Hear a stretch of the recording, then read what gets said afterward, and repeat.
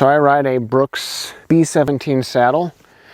It's kind of an old school looking leather saddle. It's not super comfortable, but it's also never uncomfortable. Takes a couple hundred miles to break one in to fit you and your body. Once it does, seems like it's the best saddle around for touring. I've also got it set up with this little shock absorbing device, which I can't actuate too much by hand.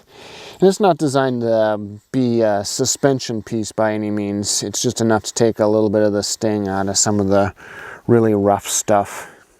I also keep a saddle cover right here.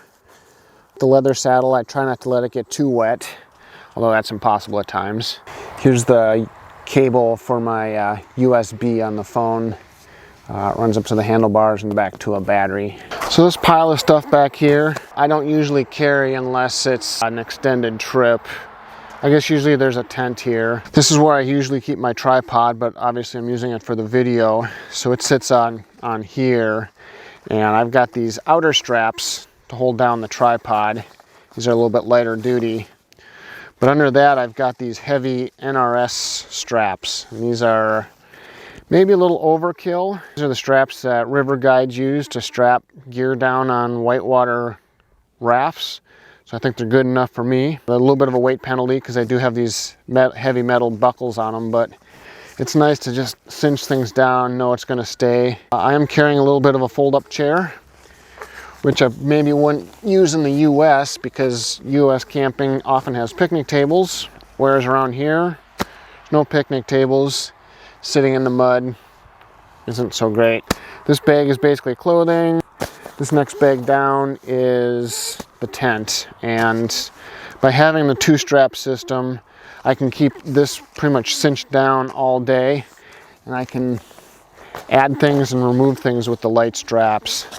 So I'm usually always accessing my tripod. I also keep a trekking pole tucked in here. Kind of the pannier philosophy is the two left panniers are my, we'll call them daily access. So the front one is trail food, daily food. This back one here is just sort of the things I will need kind of on a daily basis on the road. Mostly camera gear, some clothing, and whatnot. But of interest here is a battery. I keep in my little pouch inside. I just got a cable running over here to my flashing light. This is a 12-volt LED light, same thing that you would see on an ambulance or police car. And again, this runs off that 12-volt battery inside.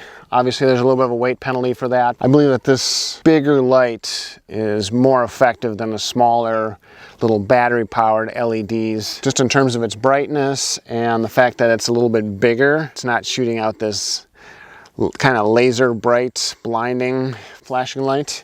This is a little bit bigger surface area. I also believe that this bigger light also casts a larger cone. If your approaching driver is a little bit off axis, they're still going to get good illumination from this. Just a little strap is for actually the right ankle when I'm wearing rain gear, because it gets kind of baggy, gets caught in the gears. So that just rides right here. A little extra bit of high vis. Right pannier, this is basically just camping stuff. Stuff you'd find in a backpacker's backpack. The only thing that's a little unique here is I have another battery that lives in here. Just a little portable USB rechargeable battery. And this is the one that's connected up to the cell phone. I find if I run all day, I'll use about half that battery, just keeping the cell phone charged. And what that does is that gets me into camp at the end of the day on a fully charged cell phone. Then by morning, usually I've used my phone enough that it's about half discharged. During the day, I'm bringing the phone from half discharged all the way up to charged and keeping it charged through the day. And that uses about half this battery. I can go about 2 days on that battery.